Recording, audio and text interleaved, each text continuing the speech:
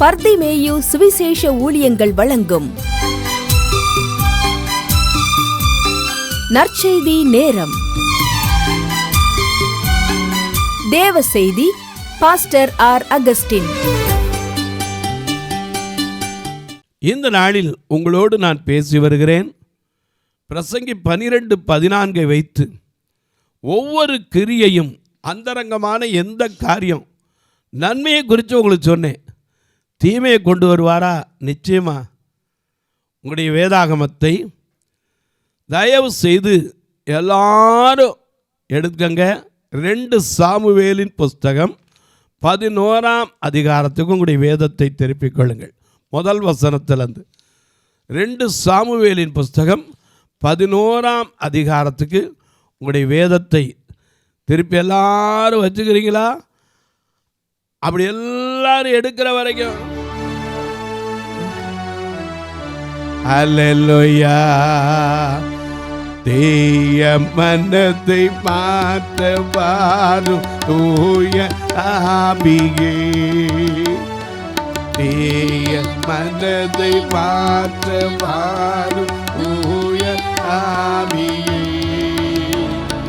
தூய ஆவியே கண்ணநேயமே பிகே, தூய ஆவியே கண்ணநேயமே பிகே, தீய மனதை மாற்றவா தூய ஆவியே, தூய ஆவியே கண்ணநேயமே பிகே.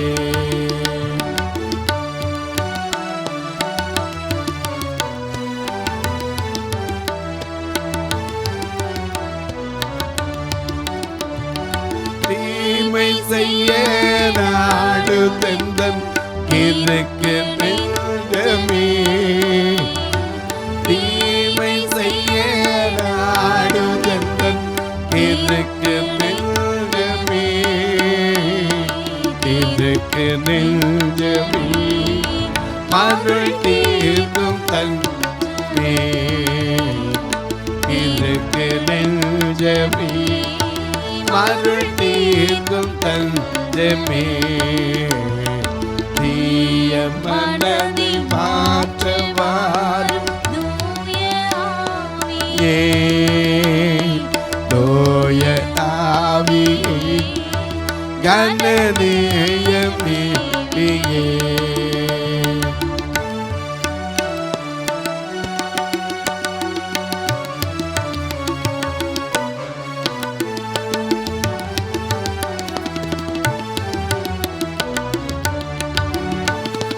பரத்தை நோக்க மனமற்றேனே பதடித்தானையா,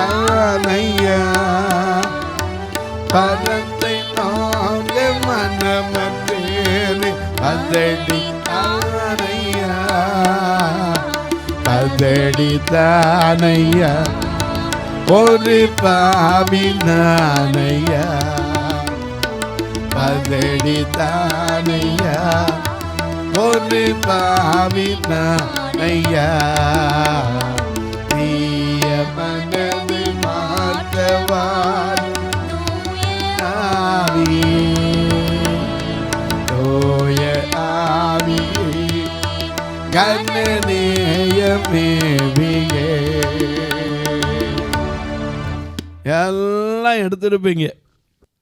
2 சாமுவேல் 11ஆம் அதிகாரம் முதல் வசனத்தில் மறுவருஷம் ராஜாக்கள் யுத்தத்திற்கு புறப்படும் காலம் வந்தபோது, நல்லா கவனிங்க, போக வேண்டிய இடத்துக்கு போகாம இருந்தாலும் தப்பான பாதை போக வேண்டி வந்துடும். சில நேரங்களில் நாம் போக வேண்டிய இடத்துக்கு கட்டாயம் போயிடணும். ராஜாக்கள் யுத்தத்திற்கு போக வேண்டிய காலத்தில் யுத்தத்துக்கு தானே போகணும். இவர் என்ன பண்ணார்? வாசிங்க. மறுவருஷம் ராஜாக்கள் யுத்தத்திற்கு புறப்படும் காலம் வந்தபோது, சரி, தாவீது யோவாபையும் அவனோட கூட தன் சேவகரையும் இஸ்ரவேல் அனைத்து சுத்தியும் அம்மோன் புத்திரரை அழிக்கவும் ரப்பாவை முற்றுகை போடவும் அனுப்பினான். தாவீதோ எருசலேமில் இருந்து விட்டான். ஏன் இருந்தாரு? இன்னைக்கு நிறைய பேர் ஊழியக்காரங்க நிலைமை அதுதான். அவங்க போக வேண்டிய இடத்துக்கு அவன் போக மாட்டான், அசிஸ்டண்ட் அனுப்பி விட்டுருவார்.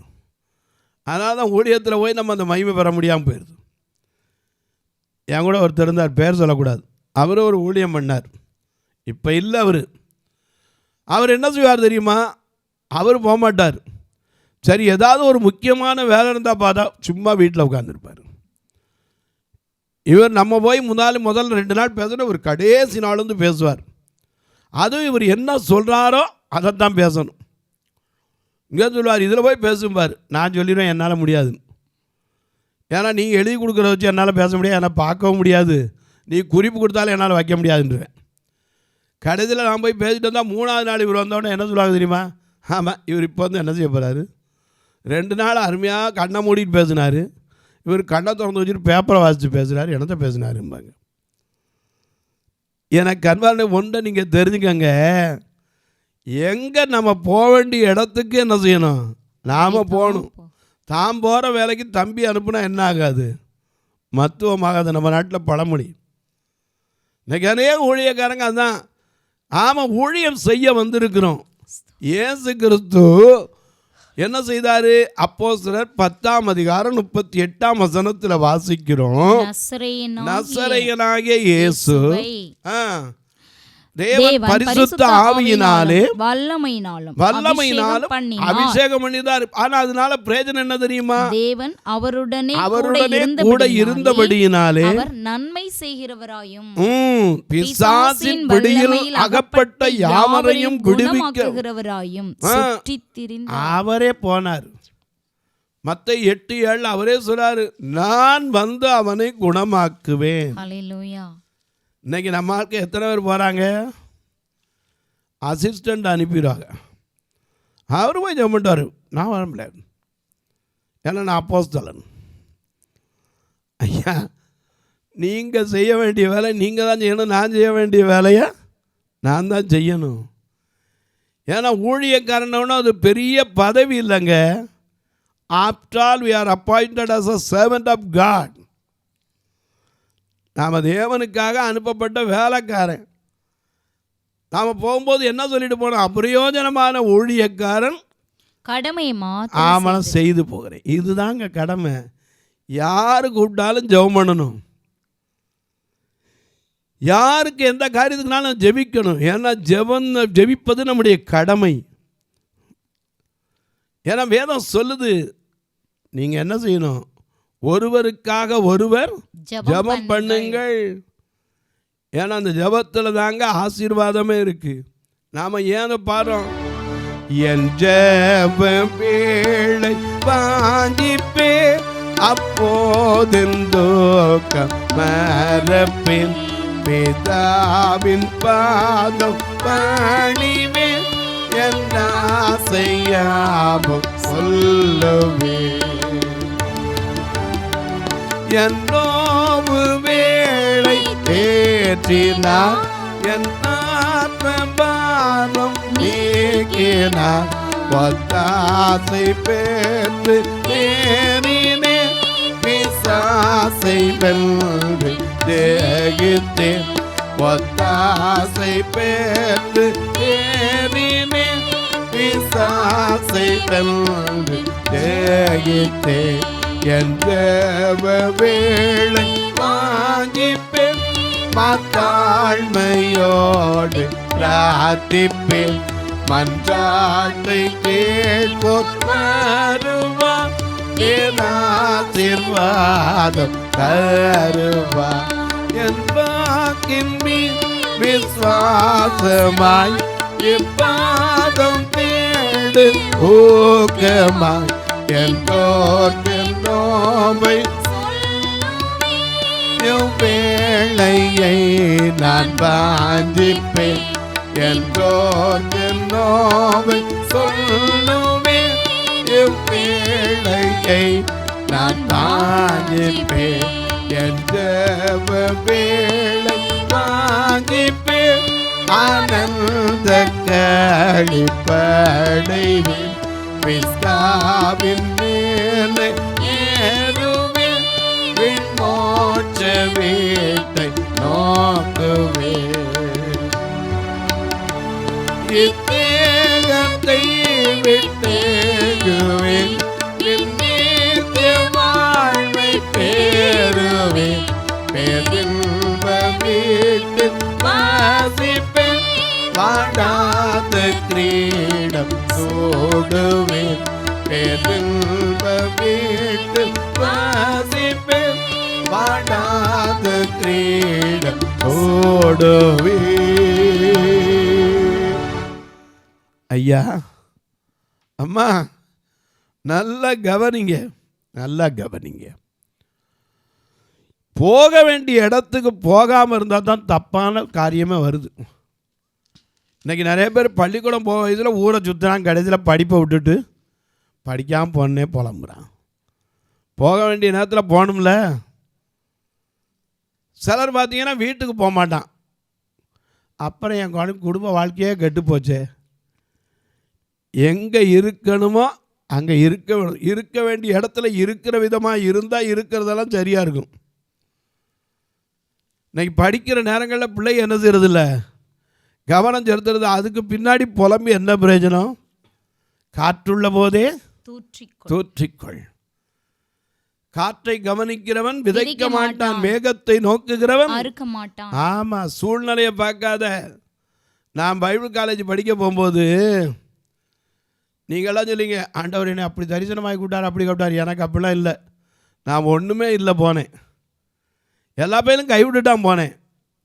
அப்படி போனதுனால தான் பைபிளை கண்டவர் முழுசாக மனசில் கொடுத்தார். கொஞ்சம் வசதியோடு இருந்திருப்பேன்னா நான் நிச்சயமாக அதை படிச்சிருக்கவே மாட்டேன். எப்போ இல்லாமல் வருதோ அந்த இல்லாமையில் தான் ஆண்டவர் நமக்கு எல்லாவற்றையும் கற்றுக் கொடுக்கிறார். எனக்கு அன்பான நல்லா கவனிங்க. தாவீது யுத்த வீரன். ஒரு சமயத்தில் சும்மா சாப்பாடு தான் கொண்டு போனான். 1 சாமுவேல் 17ஆம் அதிகாரத்தில் தன் சகோதரர்கள் யுத்தத்துக்கு போயிருக்காங்க.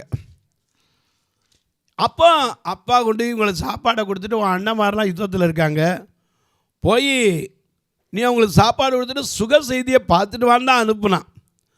அப்படி அனுப்பும்போது இவன் போயிருக்கிறான். அங்கே பெலிஸ்தியன் வந்து 1 சாமுவேல் 17:11 வாசிக்க கேட்போம். சவுலும் இஸ்ரவேலர் அனைவரும் அந்த பெலிஸ்தனுடைய வார்த்தையை கேட்டு கலங்கி மிகவும் பயந்தார்கள். தாவீது என்பவன் யூதாவில் உள்ள பெத்லகேம் ஊரானாகிய ஈசா என்னும் பெயருள்ள எப்ராத்திய மனுஷனுடைய குமாரனாய் இருந்தான். சரி, ஈசாய்க்கு 8 குமாரர் இருந்தார்கள். 8 குமாரர் இருந்தார்கள். இவன் சவுலின் நாட்களிலே மற்ற ஜனங்களுக்குள்ளே வயது சென்று கிழவனாய் மதிக்கப்பட்டான். சரி, ஈசாயினுடைய 3 மூத்த குமாரர் சவுலோட கூட யுத்தத்திற்கு போயிருந்தாங்க. யுத்தத்திற்கு போயிருந்த அவனுடைய 3 குமாரரில் மூத்தவனுக்கு எலியாப் என்றும், 2ஆம் குமாரனுக்கு அமினதாப் என்றும், 3ஆம் குமாரனுக்கு சம்மா என்றும் பெயர். தாவீது எல்லாருக்கும் இளையவன். மூத்தவர்களாகிய அந்த 3 பேரும் சவுலோட கூட போயிருந்தார்கள். தாவீது சவுலை விட்டு திரும்பி போய் பெத்லஹேமில் இருக்கிற தன் தகப்பனுடைய ஆடுகளை மேய்த்துக் கொண்டிருந்தான். அந்த பெலிஸ்தன் காலையிலும் மாலையிலும் 40 நாள் வந்து நிற்பான். எல்லாருக்கும் ஒரே பயம். அவன் கேச வேண்டாம். அவன் சொல்லுவான், டே நீங்களாம் என்ன ஆட்களாடா, ஆம்பளைகளா வந்து நிற்கிறீங்க, யுத்தத்துக்கு வந்து நிற்கிறீங்களே, வெக்கமெல்லாம் ஒருத்த வாங்கடா, நீங்களும் நானும் சண்டை போடுவோம், நான் ஜெயிச்சிட்டேன்னா நீங்களாம் எனக்கு அடிமை, அதுக்கு மாறா நீங்கள் ஜெயிச்சிட்டேன்னு நாங்கள் எல்லாரும் உங்களுக்கு அடிமை வந்து நிற்பான். அந்த பெலிஸ்தீனுடைய வார்த்தையை கேட்டு சகலும் அவனோடு இருந்தவர்கள் எல்லாரும் கலங்கினார்கள். தாவீது சாப்பாடு கொடுக்க போகும்போது சவுல் சொன்னான், எப்பா யாராவது இந்த கோலியாத்தை அடிக்கிறையோ அவனுக்கு நான் என்ன கொடுப்பேன்? மகளை கொடுப்பேன். அவன் ராஜாவுக்கு அடுத்த இடத்துல மருமகனாவான்னா இதை பார்த்த உடனே தாவீது ஆசைப்பட்டு ஓடல. ஏன்னா அவன் சொன்னான், ராஜாவுக்கு மருமகன் ஆகிறதுக்கு நான் எம்மாத்திரம்னவன். ஆனால் அவன் அழுத்தினது என்ன தெரியுமா? விருத்த சேதனம் இல்லாத பெலிஸ்தியன். இந்த விருத்த சேதனம் இல்லாத பெலிஸ்தியன் கோலியாத்தை முறியடிப்போம் இயேசுவின் நாமத்தினால். கோலியாத்தை முறியடிப்போம் இயேசுவின் நாமத்தினால். விசுவாச கேடயத்தால் நாம் பிசாசை வென்றிடுவோம். விசுவாச கேடயத்தால் நாம் பிசாசை வென்றிடுவோம். வெற்றி கொடி பிடித்திடுவோம். நாம் வீரனடை நடந்திடுவோம். வெற்றி கொடி பிடித்திடுவோம். நாம் வீரனடை நடந்திடுவோம். இப்படி போனவன் தாவீது.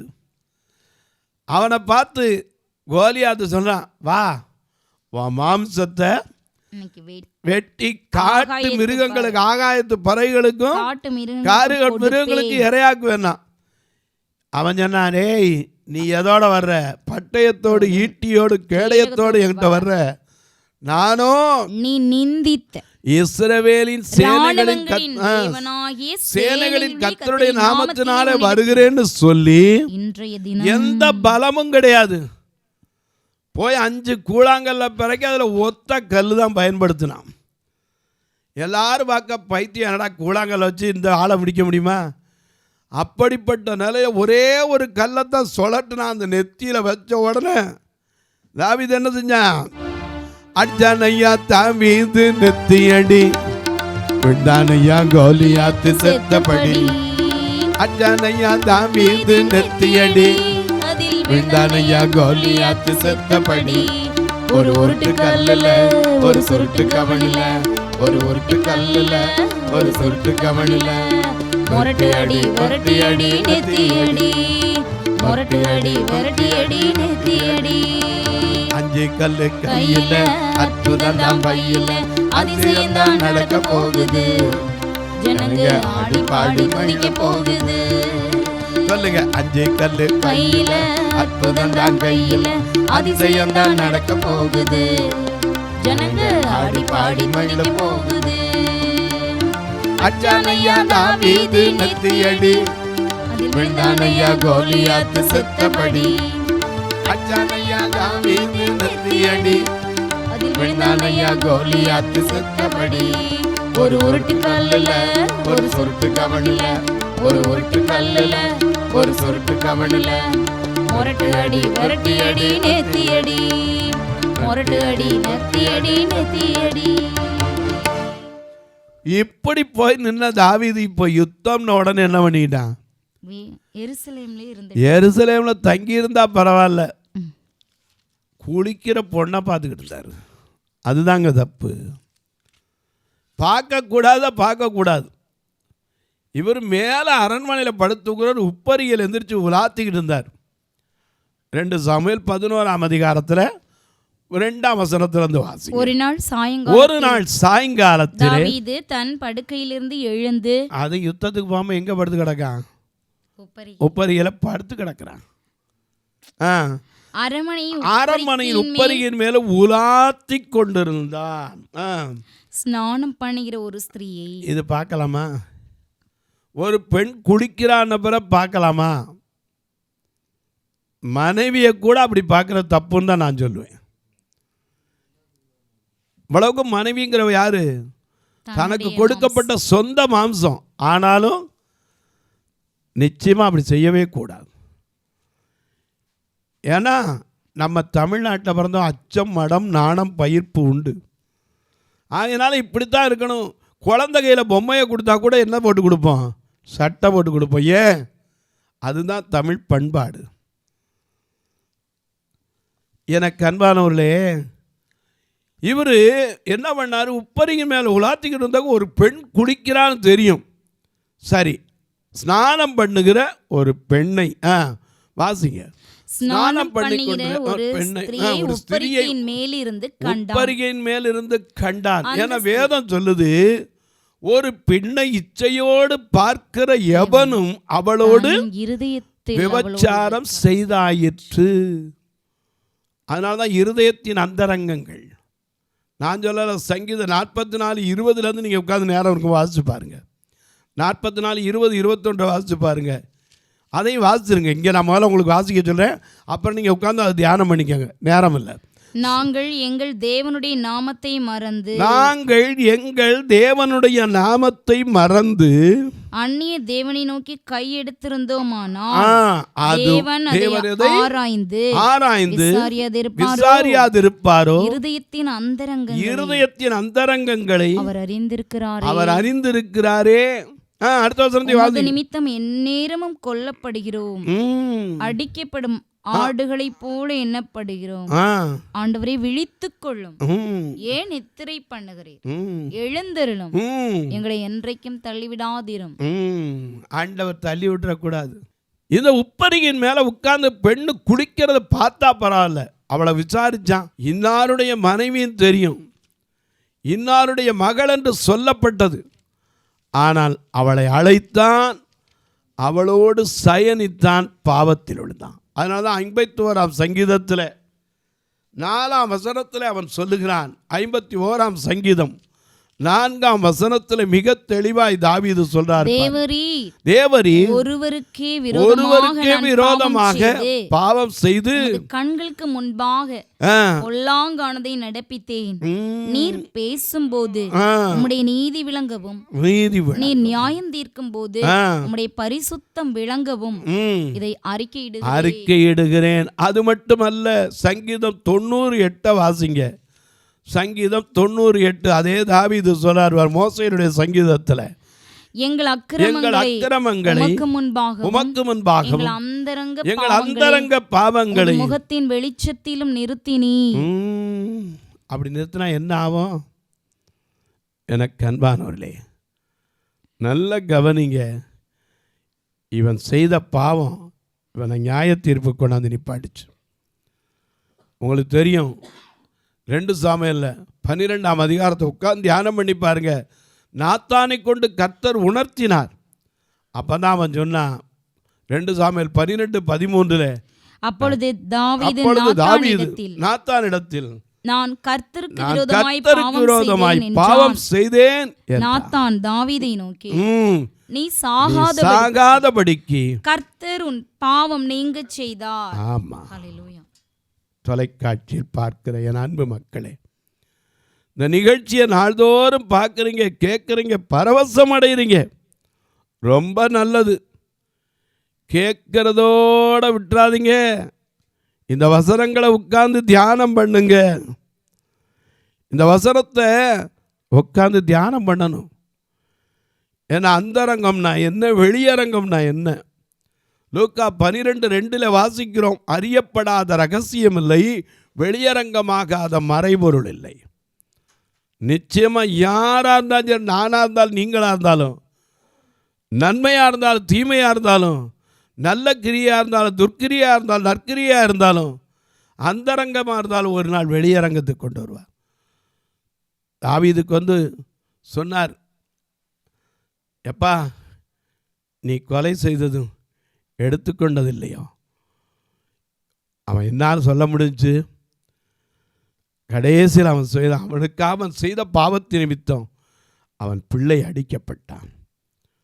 தொலைக்காட்சியில் பார்க்கிறவர்களே, தயவு செய்து நீங்களும் அந்தரங்கமாக எந்த காரியம் உங்கள் மனசில் இருந்தாலும் அந்தரங்கத்தில் அழுது ஜெபித்தா அவர் உன் கண்ணீரை துடைத்து பாவங்களை நினைக்க மாட்டார், சமுத்திரத்தின் ஆழத்தில் எரிந்து விடுவார். மனதில் வைத்துக் கொள்ளுங்க. இந்த நிகழ்ச்சியை பார்க்கிற நீங்கள் ஒவ்வொரு நாள் இது வருவதற்காக ஜெபிங்கள். இதன் தேவைகள் சந்திக்கப்பட ஜெபிங்க. இந்த நிகழ்ச்சி வருவதற்கு ஒரு நாளைக்கு 5000 தாராளமாக செலவழிக்கணும், ரெக்கார்டிங்கை சேர்த்து. எங்கள் ஆலயம் 2 கண்ணு தெரியாத மக்கள், ஏதோ ஒரு ஃபாரின் பண்டில் இல்லை, தெருவா பிரசங்கம் பண்ணி அதை எடுத்து இதில் போட்டு இதிலேருந்து வரக்கூடிய மிச்சத்தை அந்த 2 சபை, மதுரையில் ஒன்று திருநெல்வேலியில் சொன்னோம். ஞாயிற்றுக்கிழமை ஒருத்தரை கூட நான் சாப்பிடாமல் அனுப்பக்கூடாதுமே. இவங்களை கூட்டிகிட்டு வர்றதுக்கே ஒரு சொந்த வேன் கூட கிடையாது. வாடகை தான் எடுக்கிறோம், 4000 ரூபா வாரம். எல்லோரும் நிறைய ஆத்மா வரட்டுமா, நான் கொஞ்சம் குறைஞ்சி வரட்டும் ஆண்டவரேன். ஏன்னா அவ்வளோ பேருக்கு சாப்பாடு கொடுக்க முடியணுமே. உங்கள் பிறந்த நாள், திருமண நாள் போன்ற நல்ல நாட்களிலே நீங்கள் ஒரு நல்ல உணவு கொடுக்க உதவலாம், ஊன்றுகோல் கொடுக்க உதவலாம். இப்போ ஒரு அறை பார்வையற்ற அன்பு சகோதரிகளுக்காக கட்டி வரோம். ஒரு சதுரடி 2300 தான். 800 சதுரடியில் அது கட்டணும்னு ஆசை. ஏன்னா பெண்கள் சௌரியமாக இருக்கணும்னு. ஒரு சதுரடி கட்டுவதற்கு 2300 தான். இது ஒரு சாதாரணமாக இன்றைக்கி எத்தனையோ செல்ஃபோனுக்கு வாங்குகிறோம், கடைசியில் கீழே போடுறோம். எத்தனையோ ஒரு புடவை எடுக்கிறோம், 10,000 5000 அழைச்சி கடைசியில் ஒன்றும்னா போயிடுது. ஒரு சதுரடி இன்றைக்கி கேட்டால் அது என்றைக்கும் உங்கள் பேரை நினைக்கும். தங்கி இருக்கிறவங்களுக்கு ஆசீர்வாதமாக இருக்கும். ஆண்டவர் நாமும் மகிமைப்படும். நீங்கள் தொடர்பு கொள்ளலாம். எப்படி பிரதர்? இதில் 2 நம்பர் வந்துக்கிட்டே இருக்கும், ஜிபே, ஃபோன்பே. இது வழியாக நீங்கள் தொடர்பு கொள்ளலாம். என்கிட்ட கேளுங்க. ஒருவேளை கணக்கு வைக்கணும் பிரதர், நான் ஒரு 50 சதுரடி கட்டி தரேன், 100 சதுரடிக்கு தரேன், எனக்கு கணக்கு வைக்க வழி உண்டான்னா கேளுங்க. அதுக்குன்னு தனி நம்பர் இருக்குது. நான் அதற்கு வழிமுறைகளை சொல்லுவேன். அதன்படியாக நீங்கள் தொடர்பு கொள்ளலாம். ஆண்டவருக்கு தரக்கு என்ன பிரதர் கணக்கு? அவர் கொடுத்த நினச்சா நம்ம கொடுத்தது என்னத்துக்கு ஆகும்னீங்கன்னா யோசிக்க வேண்டாம். அது மட்டும் இல்லை, உங்கள் ஜெபக்காரி எது இருந்தாலும் காலை 10 மணிக்கு மேலே தாராளமாக சொல்லலாம். நான் ரெக்கார்டிங்லேயோ ஆலய ஆராதனையிலையோ உபவாச ஜெபங்களிலையோ அல்லது எந்த கூட்டத்திலையும் இல்லாமல் தான் கட்டாயம் எடுத்து பேசுவேன். இப்போ உங்களுக்காக ஜெபிக்கட்டுமா? நல்ல பிதாவே, நன்றியோடு துதிக்கிறோம் சுவாமி. இந்த மனமகிழ்ச்சியான நல்ல நாளிலே வெளியாக்கப்படாத, வெளியரங்கமாகாத அந்தரங்கம் இல்லை என்று பேச சொன்னீர். இன்றைக்கு எத்தனை குடும்பத்துக்குள்ள, கணவன் மனைவிக்குள்ள இருக்கிற அந்தரங்கங்கள் வெளியரங்கமாக ஒருத்தர் அறிக்கை எடுட்டும். பெற்றோர் பிள்ளைகளுக்குள்ள அந்தரங்கங்கள் மாறட்டும். நன்மை செய்தாலும் தீமை செய்தாலும் தேவன் நியாயத்தில் கொண்டு வருவார் என்கிற உணர்வை ஒவ்வொருவருக்கும் கொடும். இந்த ஊழியத்தை தாங்குகிற, ஜெபிக்கிற, கொடுக்கிற எல்லா மக்களை ஆசீர்வதியும். பிறந்த நாள், திருமண நாளை நினைவு கூறுகிற மக்களுக்காய் ஜெபிக்கிறேன். வியாதி படுக்கையில் இருக்கிற மக்களுக்காய் ஜெபிக்கிறேன். ஐயோ எனக்கு ஒருவருமே இல்லை என்று படுத்து கண்ணீர் விட்டு புலம்புகிற, கை கால்கள் விளங்காத மக்களுக்காய் ஜெபிக்கிறேன். முடக்குவாதத்தில் படுத்திருக்கிற மக்களுக்காய் ஜெபிக்கிறேன். ஃபிட்ஸ் வந்து திருமணமே ஆகாமல் ஐயோ என் மகள் இருக்கிறாளே என்று கண்ணீர் வடிக்கிற மக்களுக்காய் ஜெபிக்கிறேன். குழந்தை இல்லாத குடும்பங்களுக்காய் ஜெபிக்கிறேன். ஒவ்வொருவருடைய கவலை கண்ணீர் மாறட்டும். வானத்திற்கும் பூமிக்கும் சகல அதிகாரம் கொண்ட இயேசு கிறிஸ்துவின் ஈடு இணையற்ற வல்லமையுள்ள நாமத்தில் ஜெபிக்கிறேன் நல்ல பிதாவே. ஆமென், ஆமென். சபை ஆராதனை ஞாயிறு காலை 10 மணி முதல் 12 மணி வரை. இடம் பர்திமேயு சுவிசேஷ ஆலயம், அன்னை சத்யா நகர், இளமனூர் அஞ்சல், சக்கிமங்கலம் வழி, மதுரை மாவட்டம். பின்கோட் 625201 மற்றும் பர்திமேயு சுவிசேஷ ஜெப வீடு, பிளாட் நம்பர் 107, ஏதேன் கார்டன், முத்தூர், திருநெல்வேலி. பின்கோட் 627011.